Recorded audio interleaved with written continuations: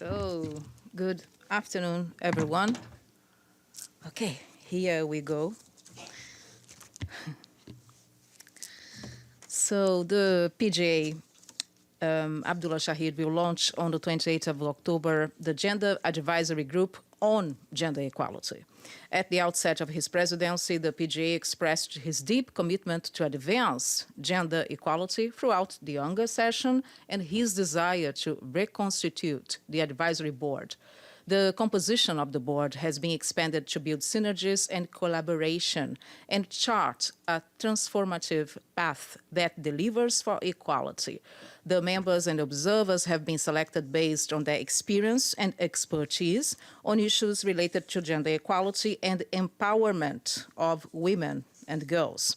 Mr. Shahid highlights that as the pandemic persists, women and girls must be included in decision-making roles for emergency responses and economic and social recovery efforts, distribution of vaccines, and in strengthening of our social protection systems. The PGA says that we must continue to defend the progress made towards gender equality over the past decades. The board will serve as an informal mechanism to facilitate critical thought and advice on gender issues and to help mainstream agenda perspective across the PGA's priorities initiatives as well as mandates for this session. And a note on the PGA's October 26 high-level event. Mr. Abdulla Shahid is very encouraged by the support he has received from a great number of heads of state and governments who are inscribed to deliver remarks at the high-level meeting delivering climate action for people, planet, and prosperity.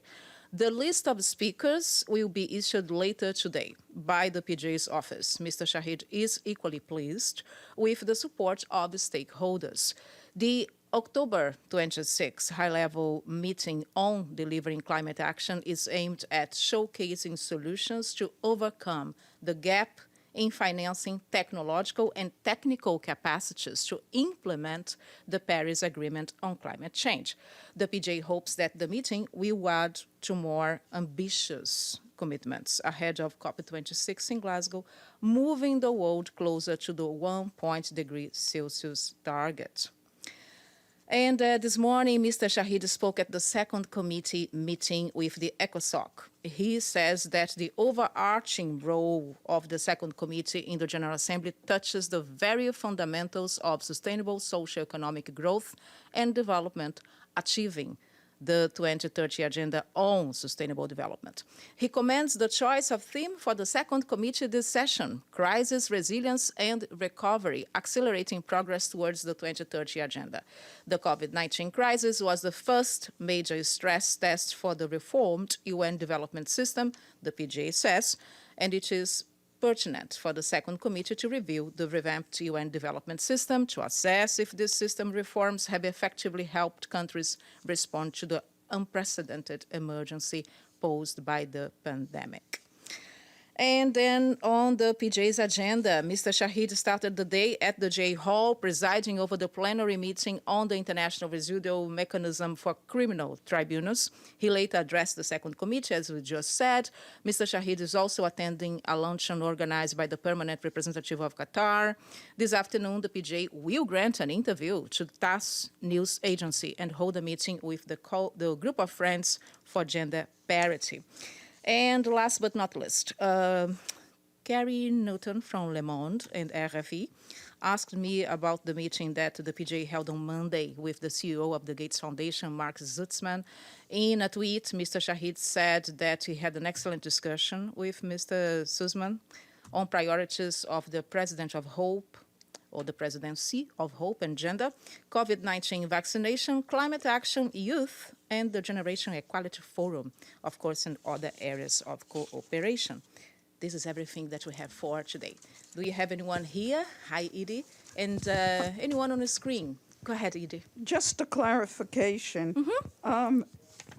Has the list of speakers for October 26th, the high-level meeting, been published yet? Because you said it would be out Yeah. by Wednesday. Yeah, latest is today, yes. As a matter of fact, I spoke to our colleagues, the focal points. As you know, everybody has been working round the clock. And I was told that it is indeed being released today by COB. So what I'm going to do is, to make things easier, is to send everybody on our list so that you'll receive it for sure, okay? Of course, you can look at the website, but I think it's easier for if I send as the briefing, yeah? So everybody has it. No, my pleasure, my work. Go ahead. Can you give us any idea of how the number of heads of state and government, even if Yeah. not named? Yeah, we are going to release the full list today, but there are several dozens of heads of state and government who agreed to speak, deliver remarks, and this is one of the things that the PGA told me this morning that he would like me to highlight in this briefing, that he's very grateful for the support that he's receiving. We are calling this event October 26, of course, ahead of COP26, which is an important moment for member states and the PGA to get together, but not only member states and PGA, but of course stakeholders, private sector, the academia, youth, women's groups, so that everybody has a say before we go, or the international community goes to Glasgow. Anything else? Yeah, how are you?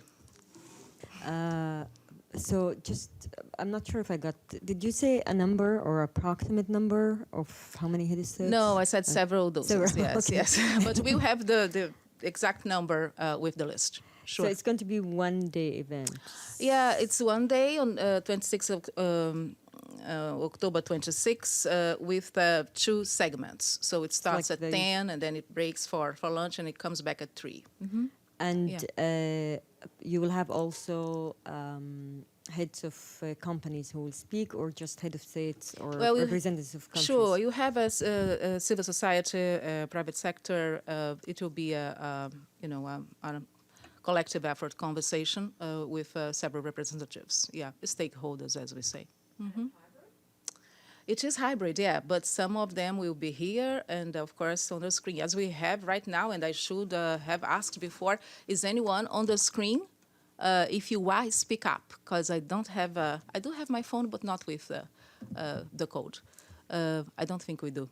Okay, so if you don't have anything else here, I would say I thank you very much, and I see you tomorrow at the same time. Thank you very much.